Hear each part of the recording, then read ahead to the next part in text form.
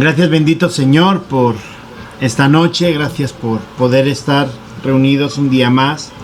Gracias por los hermanos que están presentes. Y Señor, ponemos en tus manos cada una de las inquietudes, cada una de las dudas. Ponemos en tus manos la vida de cada uno de los que están aquí, Señor, para que tú nos des a todos sabiduría, entendimiento.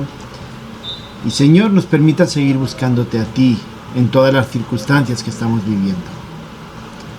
Gracias, Señor, por el pasaje que vamos a estudiar hoy en Oseas capítulo 9. Gracias porque tu palabra es clara y gracias, Señor, porque vemos a través de tu palabra que tú rechazas el pecado. Tú no quieres, Señor, que haya pecado en nuestras vidas. Y Señor, a pesar del pecado que pueda haber, tú también tienes gracia con cada uno de nosotros. A pesar de nuestro pecado, Señor, tú buscas la manera de reencontrarnos, tú buscas la manera de restaurarnos. Te pido, Señor, que nos ayudes esta noche y nos des sabiduría a la hora de entender tu palabra. Te lo pido en el nombre de Cristo Jesús. Amén. Pues vamos a continuar con Oseas capítulo 9. Ya queda poquito, aparte del 9, queda hasta el 14, son 5 capítulos. Y pues yo estoy bien agradecido, ¿no? Porque Oseas realmente me está haciendo a mí personalmente reflexionar acerca del pecado en la vida de cada uno, acerca del pecado en mi vida, acerca de cómo a veces tomo la decisión de pecar intencionalmente contra el Señor. Pues todos sabemos que hay pecados que es por ignorancia, sigue siendo pecado. Y en esos casos hay que pedir discernimiento al Señor. Pero yo doy gracias a Dios porque a mí personalmente me está retando en aquellos pecados que batallaba y que en ocasiones incluso eran pecados que yo intencionalmente tomaba esa decisión. Pues me está haciendo reflexionar mucho de cómo debe ser mi vida realmente y hacia qué debo de apuntar. Y esta noche vamos a tocar un tema o hacer una cuestión acerca del pecado, y es cómo debe ser nuestro compromiso con el Señor. Estoy leyendo un libro muy interesante, se llama Cristo y la cultura. Entonces es un análisis de cómo entendemos que el cristianismo afecta a la cultura. Y básicamente el camino que toma o la dirección que toma como la comprensión correcta hacia dónde debe de apuntar ese entendimiento entre Cristo y la cultura, lo hace desde que debemos de entender toda la Biblia, toda la historia bíblica o la teología bíblica.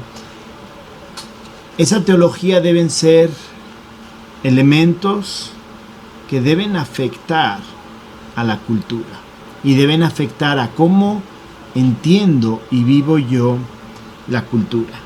¿Y por qué les cuento esto?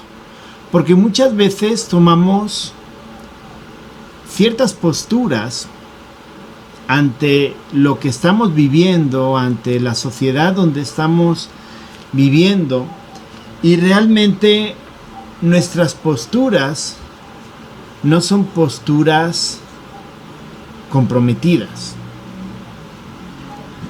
¿Qué quiero decir con posturas comprometidas?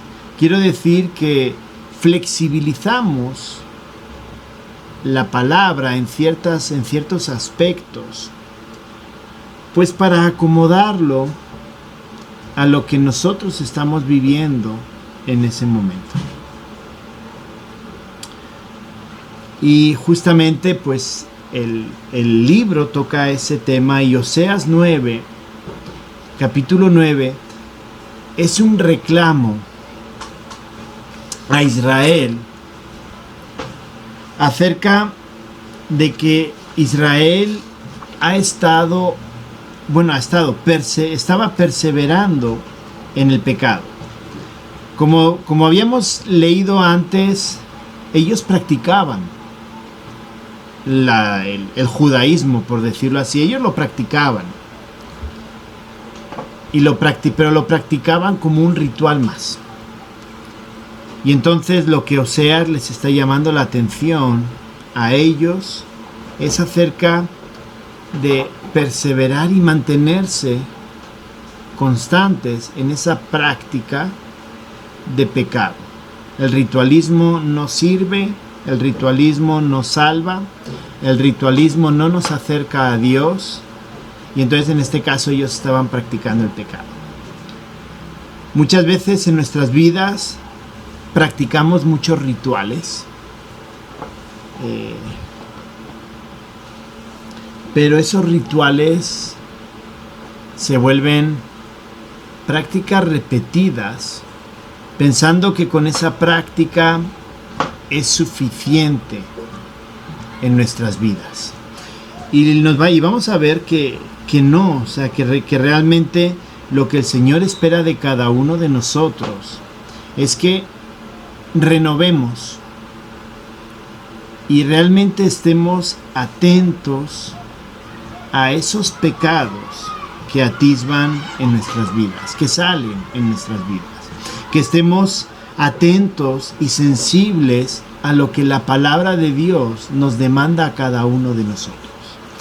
Y eso lo decía pues porque muchas veces hacemos las cosas ya por costumbre. Vivimos en una sociedad donde todo es carrera, donde muchas veces las cosas las hacemos de forma automática, el chip ya está puesto y lo hacemos, y muchas veces no reflexionamos si lo que estamos haciendo realmente es lo que el Señor nos llama a hacer y a vivir, o realmente estamos viviendo una rutina, ¿no?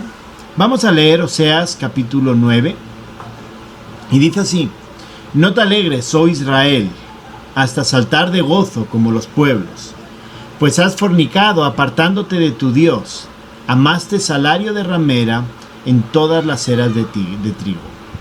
La era y el lagar no los mantendrán, y les fallará el mosto. No quedarán en la tierra de Jehová, sino que volverá a Efraín, Egipto y Asiria, donde comerán vianda inmunda. No harán libaciones a Jehová, ni sus sacrificios les serán gratos. Como pan de enlutados les serán a ellos, como los que coman de él serán inmundos. Será pues el pan de ellos para sí mismo.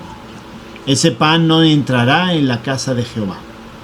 ¿Qué haréis en el día de la solemnidad y en el día de la fiesta de Jehová? Porque he aquí se fueron ellos a causa de la destrucción. Egipto los recogerá, Menfis los enterrará, la ortiga conquistará lo deseable de su plata, y espino crecerá en sus moradas. Vinieron los días del castigo, vinieron los días de la retribución, e Israel lo conocerá. Necio es el profeta, insensato es el varón de espíritu, a causa de la multitud de tu maldad y grande odio. Atalaya es Efraín para con mi Dios. El profeta es lazo de cazador en todos sus caminos, odio en la casa de su Dios. Llegaron hasta lo más bajo de su corrupción, como en los días de Gabaa. Ahora se acordará de su iniquidad, castigará su pecado. Como uvas en el desierto hallé a Israel, como la fruta temprana de la higuera en su principio vi a vuestros padres. Ellos acudieron a Baal peor, se apartaron para vergüenza y se hicieron abominables como aquellos que amaron. La gloria de Efraín volará cual ave, de modo que no habrá nacimientos, ni embarazos, ni concepciones. Y si llegaren a grandes sus hijos, los quitaré de entre los hombres, porque hay de ellos también cuando de ellos me aparte. Efraín, según veo, es semejante a Tiro, situado en lugar delicioso, pero Efraín sacará a sus hijos a la matanza. Dales, oh Jehová, lo que les has de dar. Dales matriz que aborte y pechos enjutos. Toda la maldad de ellos fue en Gilgal. Allí pues les tomé aversión por la perversidad de sus obras. Los echaré de mi casa. No los amaré más. Todos sus príncipes son desleales. Efraín fue herido. Su raíz está seca. No dará más fruto, aunque engendre. Yo mataré lo deseable de su vientre. Mi Dios los desechará, porque ellos no lo oyeron, y andarán errante entre las naciones. Así que hoy, pues me gustaría que pudiéramos llevarnos esta noche. Y es que Dios busca en nosotros un compromiso pleno. Dios busca en nosotros un compromiso pleno. Y como les decía, tiene que ver con un análisis de nuestras vidas. Tiene que ver con realmente ser conscientes de lo que hacemos y evaluarlo a la luz de la palabra. Si lo que estamos haciendo realmente es lo que el Señor busca o no. De esa manera afectaremos a la cultura, afectaremos a lo que nos rodea, a las personas que nos rodean. Así que Dios busca en nosotros un compromiso pleno, porque las consecuencias de no hacerlo son terribles. Versos del 1 al 6 son palabras serias que está dando Dios a Efraín, a Israel. Y básicamente lo que Dios le está diciendo a Israel a través de Oseas es que la perseverancia, el que ellos estén perseverando, estén constantemente practicando el pecado, va a traer sus consecuencias. Recordemos que el pueblo era el pueblo escogido. Era un pueblo apartado, fue un pueblo escogido por gracia. Pero ellos se apartaron de Dios. Y entonces Israel, ante el llamado de Dios, Dios les dice, bueno, ya, dejen de practicar constantemente el pecado, o si no sufrirán las consecuencias. En primer lugar, ¿cuál es la primera consecuencia que le está hablando a Israel? Pero bueno, ¿cuál es la primera consecuencia que podemos ver hacia nosotros como cristianos si perseveramos en el pecado? Vamos a ver que Dios nos va a dejar que nosotros vivamos esa vida de pecado. Comienza diciendo el verso 1, dice, pues has fornicado apartándote de tu Dios, amaste el salario de ramera, la era y el hagar, que dice la era y el hagar no los mantendrá y les faltará el mosto. Y no solamente les dice eso, sino que les dice a Israel que no quedarán en la tierra de Jehová, sino que volverás Efraín a Egipto y a Siria. Les está hablando y le está diciendo que esa perseverancia en el pecado va a hacer que Dios deje de estar con ellos. Dios sencillamente les va a dejar que vivan vidas pecaminosas y no se va a inmiscuir, pero las consecuencias van a ser para ellos, ¿no? En primer lugar, las consecuencias que les da a Israel tiene que ver con falta, con hambre, tiene que ver con falta de que la tierra produzca, y en segundo lugar tiene que ver con exilio. Esas cosas no nos va a pasar a nosotros, porque son cuestiones que vemos en Deuteronomio 28, que era fruto del pecado de Israel. Pero hermanos, cuando nosotros perseveramos en el pecado, cuando nosotros decidimos no vivir un compromiso pleno con el Señor, el Señor también toma su decisión de dejarnos vivir las consecuencias.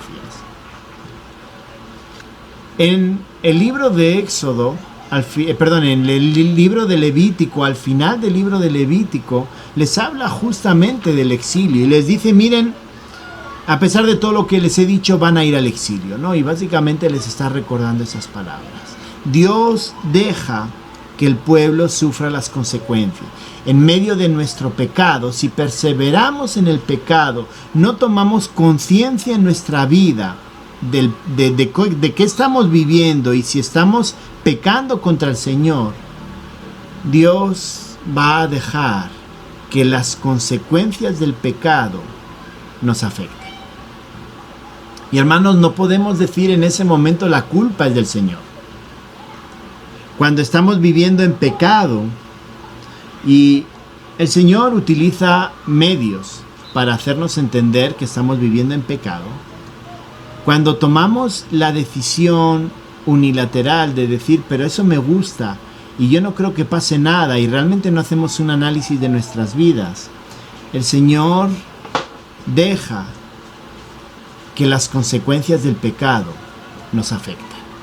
Y eso es lo que hizo con Israel. Israel sabía las consecuencias del pecado, pero ellos perseveraron y dijo, bueno, eso es tu problema, ya las consecuencias son tuyas. Hermanos, cuando vivimos ciertas circunstancias, y con eso no quiero decir que todas las circunstancias, podemos pensar en Job, ¿no? Pero cuando vivimos ciertas circunstancias donde aparentemente el Señor parece que no está, deberíamos reflexionar si quizá nuestras vidas están siendo vidas consagradas, vidas que están viviendo un compromiso pleno con el Señor. Pero en segundo lugar, y esto creo que es bastante serio, el verso 4, una de las consecuencias que Dios le da a Israel es que no va a haber más adoración. Miren lo que les dice, no harán libaciones a Jehová, ni sus sacrificios les serán gratos, como pan de enlutado les serán a ellos, todos los que coman de él serán inmundos, será pues el pan de ellos para sí mismo, este pan no entrará en la casa de Jehová. Una de las ofrendas que tenían eran los panes, la ofrenda de pan, era una de las ofrendas que tenían. Y aquí está diciendo, miren, por mucho que lleven pan, ese pan no es un acto de adoración, ¿no? Tenían que llevar el pan, podía ir asado, podía ir horneado y podía ir frito. Cualquiera de las tres, según la capacidad de cada uno. Pero digamos ahí da las tres opciones de los tres tipos de panes como ofrenda para el Señor. Y básicamente están diciendo, no harán más libaciones, no harán esas ofrendas vegetales. Las libaciones eran ofrendas vegetales. Y está diciendo, ni ofrendas vegetales ni sacrificios les serán gratos. Así que el punto central, y debemos de entender que para Israel el punto central era lo que ocurría en el templo. Esos sacrificios que tenía que ver con perdón de pecados, que eran holocaustos, tenía que ver también con ofrendas de gratitud, tenía que ver con las ofrendas vegetales, las libaciones, etc. Todo eso básicamente le está diciendo, no me servirán para nada, no serán gratos. Y hermanos, eso implicaba el hecho de que Dios estuviera diciéndoles que no iba a aceptar más la adoración, tenía que ver con un alejamiento de Dios. Hermanos, en medio del pecado, si nosotros perseveramos en el pecado, si no lo reconocemos, si no nos arrepentimos del pecado, hermanos, la comunicación está cortada con el Señor. Y lo he repetido y lo sigo insistiendo, no estoy hablando de la pérdida de la salvación. Son dos cosas completamente distintas. El problema es que podemos tener la salvación, pero podemos tener el canal, el vínculo, la comunicación con el Señor cortado a causa del pecado. y perseveramos en el pecado, y el pecado se vuelve más profundo en nosotros. Hermanos, David pecó y pecó de forma profunda. Jonás pecó y pecó de forma profunda y aún así Dios lo utilizó, etc. Llega un punto en el cual, en caso de Jonás, lo tuvo que llevar hasta el extremo de estar dentro del estómago de un pez grande para que él comprendiera y se arrepintiera. Pero hermanos, en lo que él se escapaba de su misión, de la misión de ir a Nínive, su corazón se endurecía a través del pecado. Y hermanos, aquí podemos vivir esa misma experiencia en medio del pecado. A pesar de ser hijos de Dios, podemos perseverar en el pecado. Y eso supondría, pues, que la comunión con el Señor estaría rota. Estaría rota porque nuestro corazón dice una cosa y nuestra boca dice otra contraria. Pensamos que nosotros estamos bien con el Señor, pero la realidad es que no. Y eso nos debe de llevar o nos debe de empujar a tener esa sensibilidad hacia el pecado para tener un compromiso pleno con el Señor. Pero la tercera cosa, no solamente hemos hablado de las consecuencias del pecado, digamos, en la vida cotidiana, estamos hablando también que hay un alejamiento de Dios, pero versos 5 y 6, una de las consecuencias, y creo que es una consecuencia que debemos meditar, es la pérdida de la unidad. Miren lo que dice versos 5 y 6. ¿Qué haréis en el día de la solemnidad y en el día de la fiesta de Jehová? Fiestas donde todos debían de estar juntos, fiestas donde todos debían disfrutar el uno con el otro esa adoración al Señor. ¿Dónde estarán? ¿Qué van a hacer? Dice el 6, porque aquí se fueron ellos a causa de la destrucción. Egipto los recogerá, Menfis los enterrará, la ortiga conquistará lo deseable de su plata y espino crecerá en su morada. Hermanos, está hablando del exilio, está hablando de que el pueblo se va a disgregar, se va a separar y están perdiendo, en este caso, su unidad, están perdiendo el ser un pueblo. Hermanos, cuando el pecado entra de forma profunda en nuestras vidas, cuando nosotros perseveramos en el pecado, cuando no permitimos o no tenemos ese compromiso pleno con el Señor, la unidad como cuerpo de Cristo también se ve afectada. Si yo estoy en pecado, quizá al principio pueda esconderlo, pero va a llegar un momento en el cual se va a evidenciar. Y esa forma de vivir, o sea, esa unidad como cuerpo se va a romper. El pecado rompe mi relación con mis hermanos. Por eso es tan importante la santidad. La santidad no me lleva al cielo. Lo que me lleva al cielo es el haber creído en la obra de Cristo en la cruz. La santidad no me lleva al cielo. Pero la santidad es una consecuencia de haber creído, de haber sido transformado. Y la santidad es la que también produce la unidad. Cuando vivimos en santidad, permitimos que el Espíritu Santo controle nuestro cuerpo, nos controle a nosotros, y quien produce la unidad, según Efesios, es el propio Espíritu Santo. Así que cuando yo vivo en pecado, lo que estoy haciendo es impidiendo que el Espíritu Santo me controle. Si el Espíritu Santo no me controla, esa unidad se resquebraja. Hermanos, queremos perseverar, queremos permanecer en la unidad, debemos vivir un compromiso pleno con el Señor y debemos evitar el pecado. Pues Dios busca en nosotros un compromiso pleno, en primer lugar, porque las consecuencias de no hacerlo son terribles, ¿no? Ya hemos visto que se rompe la unidad nos aleja de Dios, nos permite no adorarlo y obviamente vamos a tener consecuencias en la vida práctica. En segundo lugar, Dios busca en nosotros un compromiso pleno porque el no hacerlo o el no tenerlo implica un corazón alejado de Dios. Versos 7 al 9.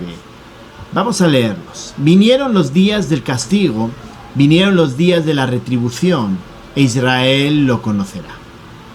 Necio es el profeta, insensato es el varón de espíritu, a causa de la multitud de tu maldad y grande odio.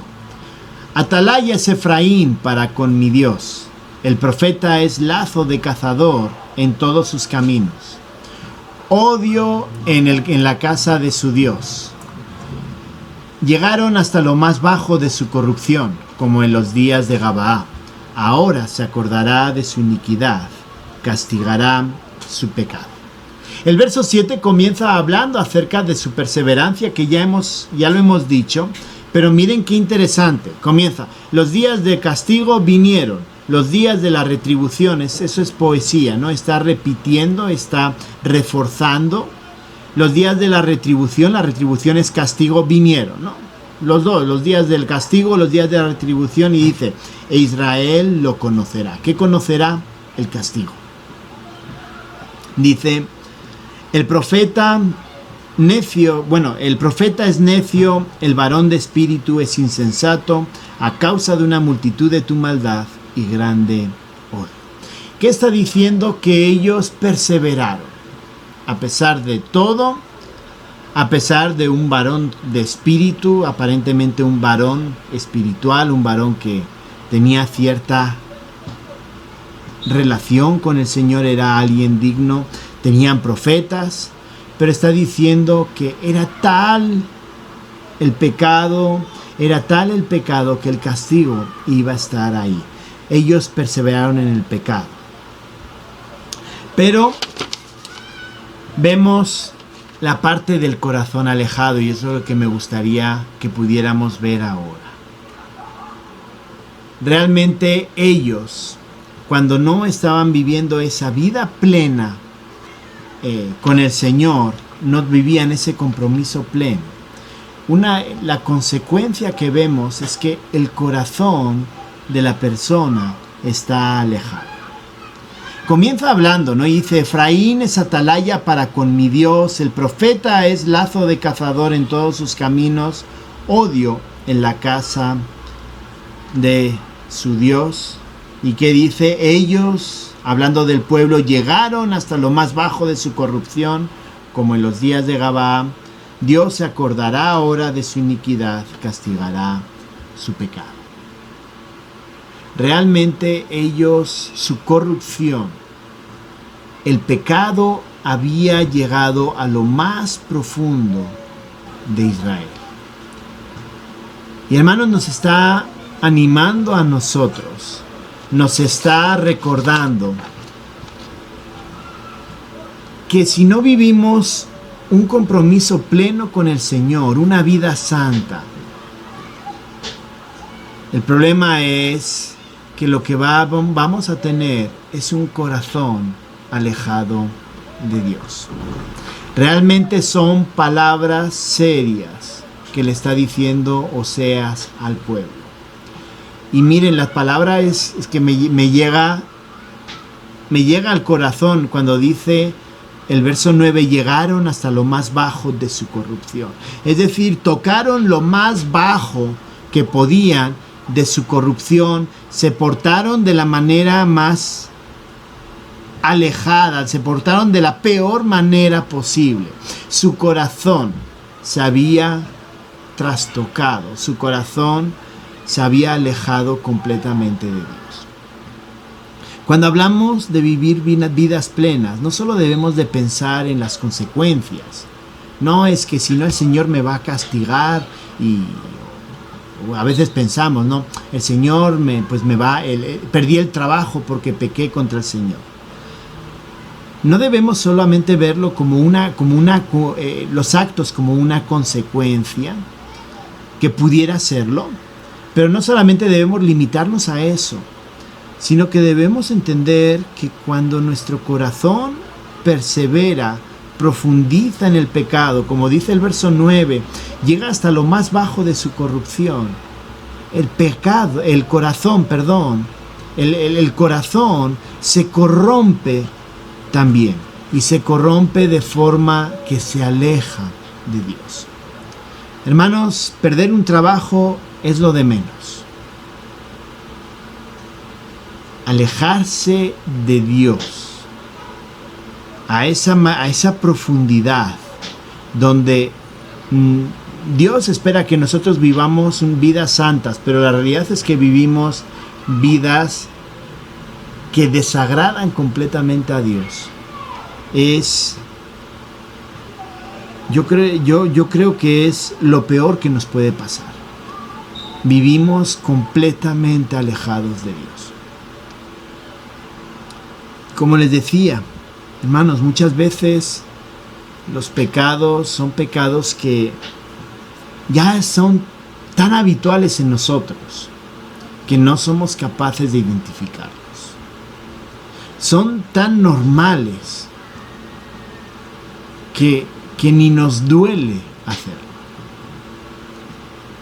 Y debemos de pedirle a Dios que nos dé sensibilidad. El pecado va a endurecer nuestro corazón. El pecado va a hacer que nuestro corazón sea insensible a Dios. Vamos a tener nuestras consecuencias, pero lo más importante, o lo clave es que nuestro corazón se vuelve insensible a Dios. Insensible a lo que Dios quiere. En tercer lugar, Dios busca en nosotros un compromiso pleno, porque el no vivir un compromiso pleno, vivir en perseverar en el pecado, implica una traición a Dios. Y cuando lo estudiaba me dio mucho, pensé que eran una palabra fuerte, una palabra que nos acusaba, o sea, una forma de acusar con palabras grandes, con palabras mayores, y estaba tratando de encontrar una palabra que quizá no fuera tan dura, pero es que realmente no encontré ninguna palabra. Y debemos entender y debemos asumir que cuando no vivimos esas vidas plenas, nosotros estamos traicionando a Dios. Y todos sabemos lo que es traicionar, ¿no? En la guerra, la traición consistía en que si yo era del bando rojo, realmente pues quizá por dinero o por lo que sea, me volvía del bando azul, pero vestido con la coraza del bando rojo, ¿no? Y mataba y asesinaba dentro de mi bando, pero porque me había vendido al otro.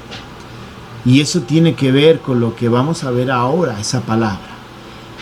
El pecado debemos entenderlo como una traición a Dios. Versos 10 al 14 dice: como uvas en el desierto hallé a Israel, como la fruta temprana de la higuera en su principio vi a vuestros padres. Ellos acudieron a Baal peor, se apartaron para vergüenza y se hicieron abominables como aquello que amaron. La gloria de Efraín volará cual ave, de modo que no habrá nacimientos, ni embarazos, ni concepciones. Y si llegaren a grandes sus hijos, los quitaré de entre los hombres, porque hay de ellos también, cuando de ellos me aparte. Efraín, según veo, es semejante a Tiro, situado en lugar delicioso. Pero Efraín sacará a sus hijos a la matanza. Dales, oh Jehová, lo que has de dar. Dales matriz que aborte y pechos enjuntos. Miren lo que está hablando Oseas contra Israel, contra Efraín. En primer lugar, miren el proceso de traición. El verso 10, la primera parte, comienza hablando de cómo Dios los acogió, como uva en el desierto allí a Israel, como la fruta temprana de la higuera en su principio vi a vuestros padres. Y está hablando de que Dios los recibió, siendo un pueblo que fue escogido no porque era un gran pueblo, sino por pura gracia. Dios los acogió, Dios los escogió como su pueblo. Pero vemos en la segunda parte del verso 10 que ellos se apartan, ¿no? Ellos acudieron a Baal Peor, es decir, Dios los acoge, pero yo me voy con otro. Se apartaron para vergüenza y se hicieron abominables como aquellos que amaron. Y versos del 11 al 14, Dios está hablando de un castigo hacia el pueblo. Y ese castigo era que iban a perder la descendencia. Una de las consecuencias, una de las maldiciones de Deuteronomio 28 y 29, una de las maldiciones es justamente cómo el apartarse de Dios iba a afectar a su descendencia. Les iba a afectar porque la iban a perder. Se recuerdan que cuando en Juan 9 los discípulos le hablan acerca de un hombre ciego, muy teólogos los discípulos le preguntan quién de sus parientes, quién de sus ancestros fue el que pecó. ¿Por qué? Porque Dios había dicho que la consecuencia del pecado podía mantenerse hasta la 7ª generación. O sea, el pecado tenía sus consecuencias sociales. Y aquí le está volviendo a insistir acerca de esas consecuencias. Y básicamente le está diciendo, miren, ya no van a tener más descendencia a causa del pecado. Yo los adopté, ustedes se apartaron, yo los voy a castigar. Básicamente estamos viendo que el pueblo traicionó a Dios.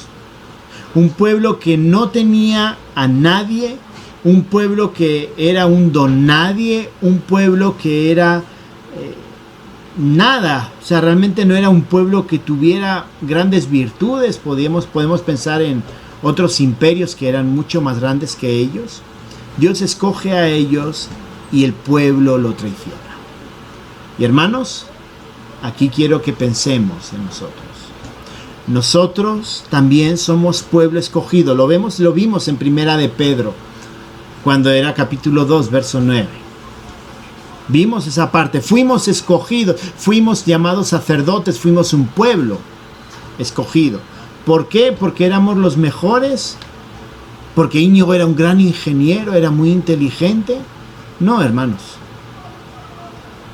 Porque Íñigo era un don nadie y realmente necesitaba al Señor para tener la plenitud de su vida, para poder entender qué era vivir plenamente. Fuimos escogidos porque éramos unos donadies. Fuimos escogidos sencillamente porque Dios tuvo gracia con cada uno de nosotros. Pero reflexionemos acerca de nuestras traiciones. Israel, siendo escogido, siendo un donadie, ellos acudieron a Baal Peor. Hermanos, nosotros siendo escogidos por gracia, la pregunta que tengo para cada uno de nosotros es: ¿cómo está siendo nuestra vida? ¿Realmente estamos traicionando a Dios? Y la palabra traición es porque debemos entender que el pecado atenta contra la santidad de Dios. Hermanos, hemos relativizado tanto el pecado. El libro, de verdad, es un libro que utiliza otro libro que fue escrito en los años 50, pero este autor malusa, hablando de Cristo y la cultura, este otro autor de los años 50, Niebuhr, malusa los conceptos bíblicos para justificar su pensamiento. Incluso hoy leía que había un autor que decía que la caída era algo programado por el Señor, o sea, era bueno,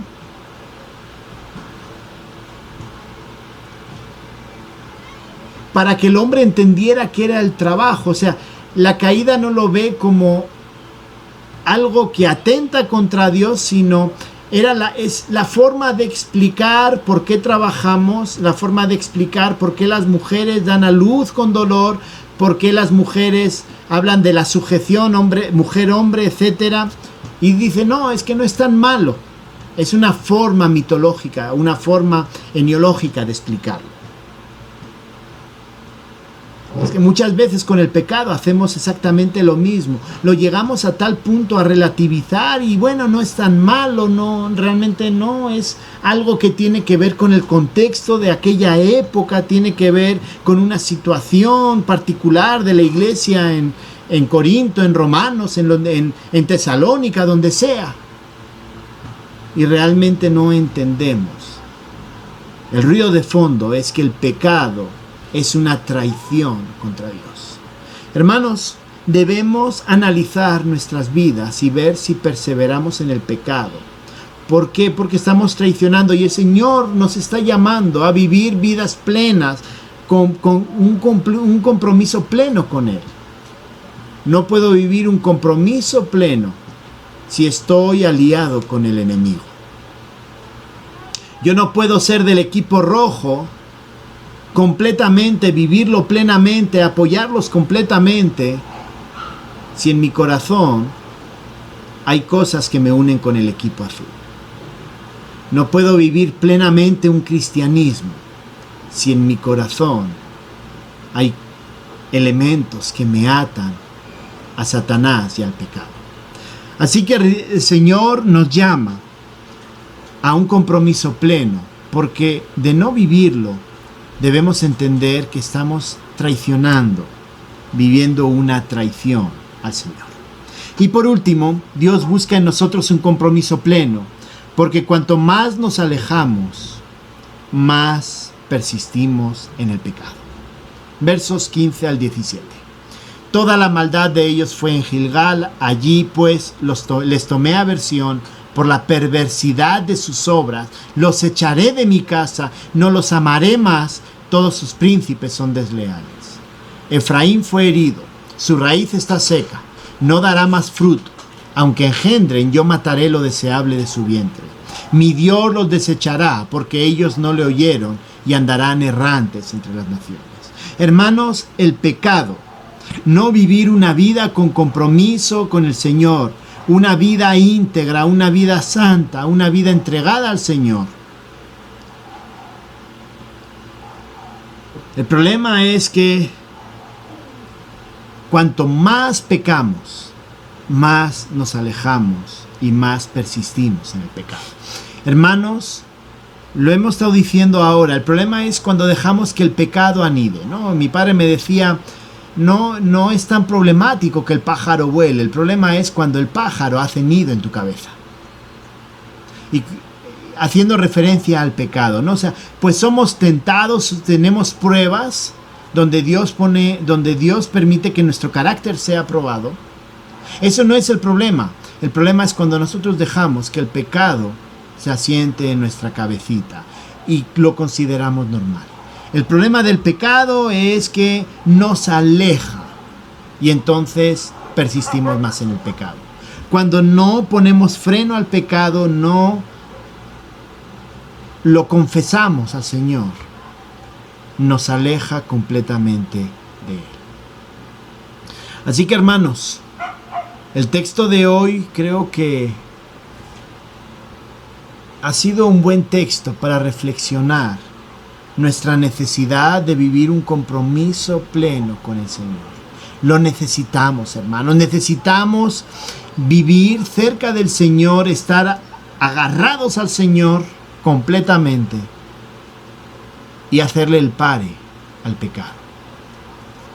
Va a haber consecuencias, pero quizá debemos entender que el pecado, vivir una vida que persevera en el pecado, es un acto de traición a Dios.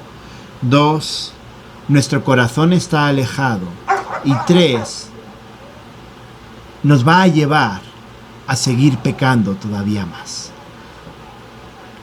Hermanos, debemos estar atentos en nuestras vidas a cada detalle, a cómo estamos haciendo las cosas y si realmente lo que estamos haciendo está alineado a lo que la palabra de Dios dice.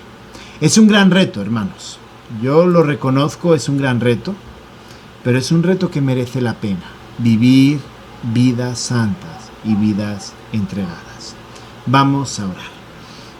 Gracias, bendito Señor, por esta palabra y por recordarnos, Señor, que tú odias el pecado. Señor, ayúdanos a analizar nuestra vida. Señor, ayúdanos a identificar esos pecados. Oseas nos recuerda que esos pecados donde perseveramos, cuando perseveramos en el pecado, es un peligro, Señor, es un peligro porque se corta la comunión contigo